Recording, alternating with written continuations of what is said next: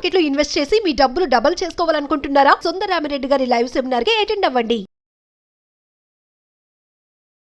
నిజంగా అండి ఒక ఆడదనానికి తల్లి అనేది నిజంగా చాలా సంతోషకరమైంది. అంటే ఒక మదర్ అయ్యాము అంటే నిజంగా ఆడవాళ్ళం చాలా హ్యాపీగా ఉంటుంది. దాన్ని ఒక పండగలాగా చేసుకుంటారు మామూలుగా అయితే. బట్ ఇప్పుడున్న కాలంలో ఎలా చెప్పాలి అంటే ఈ ప్రతిదీ పబ్లిక్ లోకి తేవడం. ప్రెగ్నెంట్ అయ్యాను, ఓకే, మేము ప్రత్యేకంగా ఈ బేబీ బంప్ ఫోటోషూట్ గురించి అమ్మ మాట్లాడాలి అనుకున్నాం. సో అడుగుదామని, అంటే వాళ్ళ కాలంలో నిజంగా ఒకరికి ఎలా ఉంటుంది, ఒకరు తల్లి అయితే తల్లి కాబోతున్నారు అంటే ఎలా ఉంటుంది, ఇప్పుడు ఎలా ఉంది, ఎందుకు ఇలా అవుతున్నాయి అనేది ఒకసారి అమ్మని అడిగి తెలుసుకుందాం. అమ్మ, మామూలుగా ప్రెగ్నెన్సీ అంటే ఎలా ఉంటుంది అంటే భర్త వచ్చేసరికి భర్తకు చెప్పాలి అని. బట్ ఇప్పుడు అలా లేదు. సెల్ఫ్ టెస్ట్లు వచ్చేసాయి కాబట్టి వాళ్ళే చేసుకుని రీల్స్ గాను స్టేటస్ గాను నాకు పాజిటివ్గా వచ్చింది అనేది. అదేం తర్వాత next step baby bump photoshoot. మామూలుగా అంటూ ఉంటారు, అరే నువ్వు కడుపుతో ఉన్నావమ్మా. మామూలుగా మీకు తెలిసిందే, అప్పట్లో అయితే 5-6 నెలల వరకు చెప్పేవాళ్ళు కాదు. ఆఫ్ కోర్స్ చాలా మంది ఇప్పటికీ కూడా ఉన్నారు, లేరని కాదు. అంటే తొందరపడి ఎవరికి చెప్పరు, ఏమవుతుందో ఏమో నిలబడని. 3 నెలలు రహస్యంగానే పెట్టేవాళ్ళు. ఇప్పుడు ఆ రహస్యం ఏం లేదమ్మా. ఆ ఫోటోషూట్ కూడా టైట్ బట్టలు వేసుకొని ఆ ఫోటోషూట్లు చెయ్యడము. అంటే మామూలుగా అంటారు, కొంచెం కడుపు కనిపిస్తే దిష్టి తాకుతుంది అంటారు. ఇప్పుడు మొత్తం పబ్లిక్ అయిపోయింది, అంతా ఓపెన్ అయిపోయింది. ఇది ఇలా చెయ్యడం అనేది అంటే కరెక్టేనా? అంటే ఎందుకు అసలు ఎందుకు చేస్తున్నారో ఒక క్లారిటీ లేదమ్మా. అంటే రహస్యంగా ఉన్నదాన్ని బయటికి పెట్టడం, దాన్ని బేబీని ఎంత బాగా చూసుకోవాలి కదా.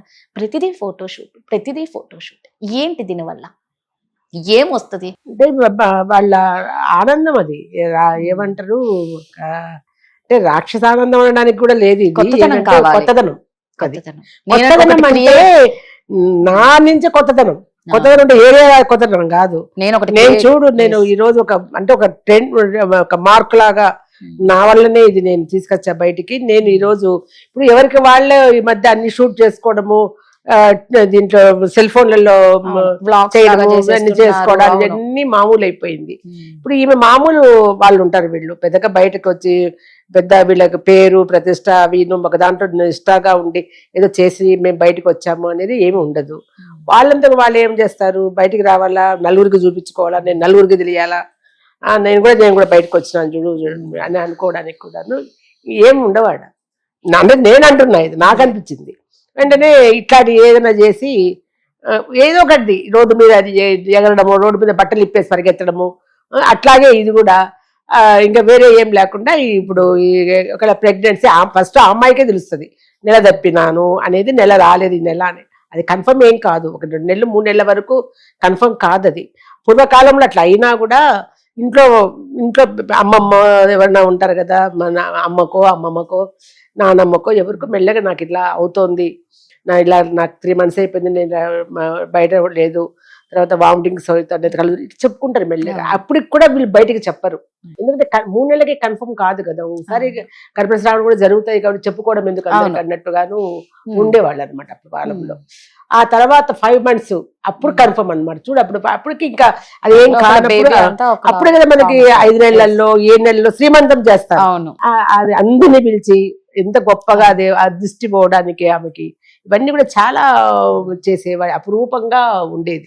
ఫస్ట్ గర్భంలన్నీ తెలిసినప్పుడు ముందు భర్తకు చెప్పుకుంది.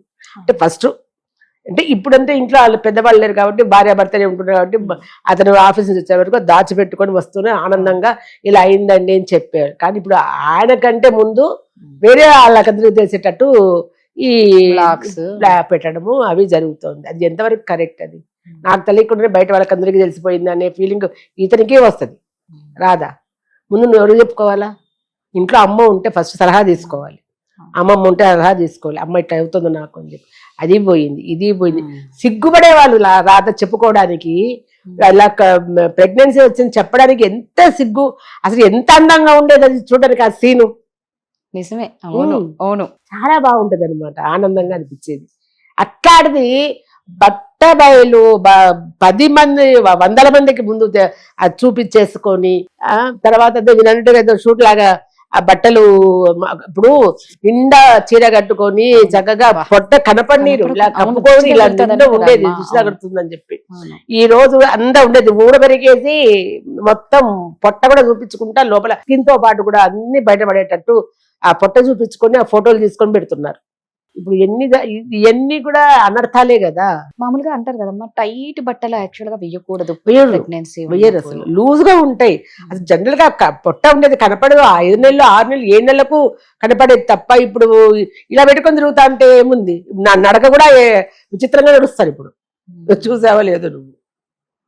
అంటే పిల్లలకు ఇంట్లో వాళ్ళు కూడా ఏం చెప్తున్నారో ఏం చేస్తున్నారో ఆ స్నేహితుల ప్రభావము, ఈ మీడియా ప్రభావము, మాటమాటికి మీడియా అంటున్నా అనుకోకు. ఎందుకంటే 10 సార్లు చెడు చూపించినప్పుడు అది చెడు మీదకే పోతుంది తప్ప దాంట్లో ఉండే చెడు తీసేసి మంచి నేర్చుకుందాం. ఇది ఇక్కడ అసహ్యంగా ఉంది, ఇట్లా ఉంది కాబట్టి ఇది ఉండకూడదు అని ఆలోచించే వాళ్ళు తక్కువ.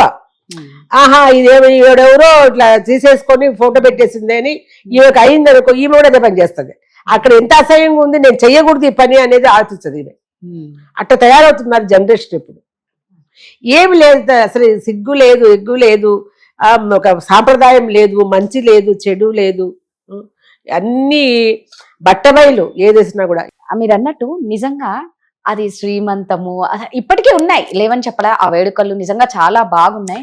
బట్ ఒక అమ్మ అవుతున్నాం అన్న ఫీల్ నిజంగా అది భార్య భర్తకి మీరు అన్నట్టు సిగ్గుపడుతూ ఉంటది అమ్మాయి చెప్పనీకి. ఇంకో థర్డ్ పర్సన్ ఎంటర్ అయ్యి చెప్పాలని కొందరు వెయిట్ చేస్తారు. అది ఎంత ఒక ఏమంటారు, ఎప్పటికీ గుర్తుండిపోయావు కదమ్మా ఇలాంటివి. అది చెప్పడం కూడా ఎంత ఇదిగా వస్తుందంటే, నువ్వు తండ్రివి కాబోతున్నావు అది చెప్పడం. అంతేకాని నీ భార్య గడుపుతో ఇట్లాంటి మాటలు, అవును నువ్వు తండ్రి కాబోతున్నావు, ఈమె కూడా చెప్తుంది నాన్న కాబోతున్నారు మీరు. ఆ చెప్పడంలో కూడా ఒక దాపరికమే కదా, అది కూడా దాపరికమే, అందంగా ఉంటది. అసలు అది వినడానికి బాగుంటది, ఏది ఉంటది.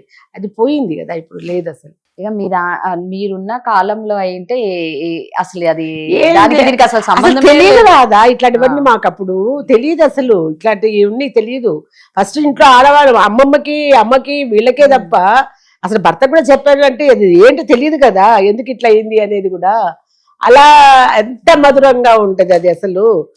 మేము నిజంగానే అనుకుంటాం, మేము అప్పుడు పుట్టి వచ్చిన దానికి భగవంతుని కృతజ్ఞత చెప్పుకుంటున్నాం. మేము ఇప్పుడు అయిన దాటిపోయినాం మేము, అంతే కదా. ఆ మధురానుభూతుల్లోనే బతుకుతున్నాం ఇప్పటికి కూడా. మేము ఇప్పటికీ ఒంటరిగా ఉన్నప్పుడు అప్పుడు జరిగిపోయినటువన్నీ ఆలోచించుకుంటాము, నవ్వుకుంటాము, అయితే హ్యాపీ. ఆ రోజంతా నాకు ఎంతో హ్యాపీ అనిపిస్తూ ఉంటది.